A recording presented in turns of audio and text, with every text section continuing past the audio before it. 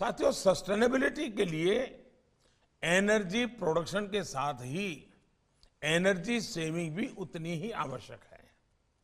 हमारे देश में और आधुनिक एनर्जी एफिशिएंट एसी कैसे बने, अधिक एनर्जी एफिशिएंट हीटर, गीजर,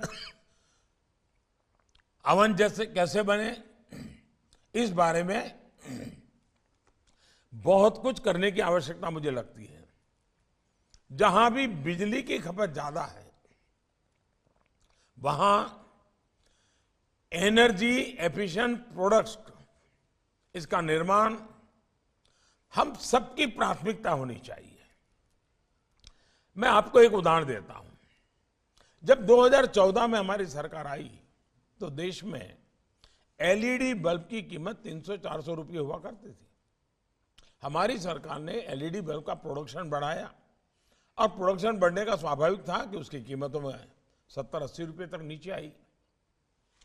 उजाला योजना के तहत हमने देश में करीब करीब 37 करोड़ एलईडी बल्ब बांटे।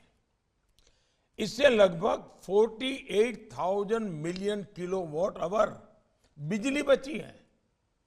हमारे गरीब और मध्यम वर्ग का सालाना करीब 20,000 करोड़ रुपए का बिजली बिल भी बचा है और प्रति वर्ष करीब 4 करोड़ टन कार्बन एमिशन कम हुआ है। हमारे जहां स्ट्रीट लाइट्स होती हैं, उसमें भी 1.25 करोड़ स्मार्ट एलईडी बल्बों में बदला है।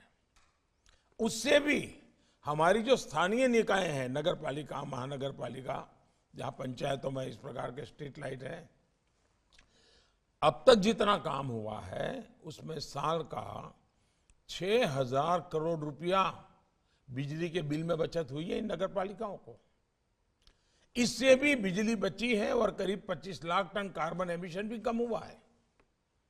आप कल्पना कर सकते हैं कि इस एक योजना ने पर्यावरण की कितनी बड़ी रक्षा की है। साथियों, कोल गैसिफिकेशन, कोयले का एक विकल्प के रूप में हम सोच सकते हैं। इस साल के बजट में कोल गैसिफिकेशन के लिए 4 पायलट प्रोजेक्ट्स रखे गए हैं, जिसमें टेक्निकल और फाइनेंशियल वायबिलिटी प्राप्त करने को बल मिलेगा और इसमें इनोवेशंस की जरूरत है। और मैं चाहता हूं कि इस क्षेत्र में काम करने वाले लोग कोल गैसिफिकेशन को भारत की आवश्यकता के अनुसार इनोवेशन के साथ कैसे आ सकते हैं, हमने प्रयास करना चाहिए। ऐसे ही आप देखते हैं बड़े मिशन मोड में इथेनॉल ब्लेंडिंग को भी निरंतर बढ़ावा दे रही है। इस बजट में अनब्लेंडेड फ्यूल पर एक्स्ट्रा डिफरेंशियल एक्साइज ड्यूटी का प्रोविजन किया गया है। हमें अपनी शुगर मिल्स और डिस्टिलरीज को और अधिक आधुनिक बनाने की जरूरत है। इसमें भी टेक्नोलॉजी अपग्रेडेशन आवश्यक है।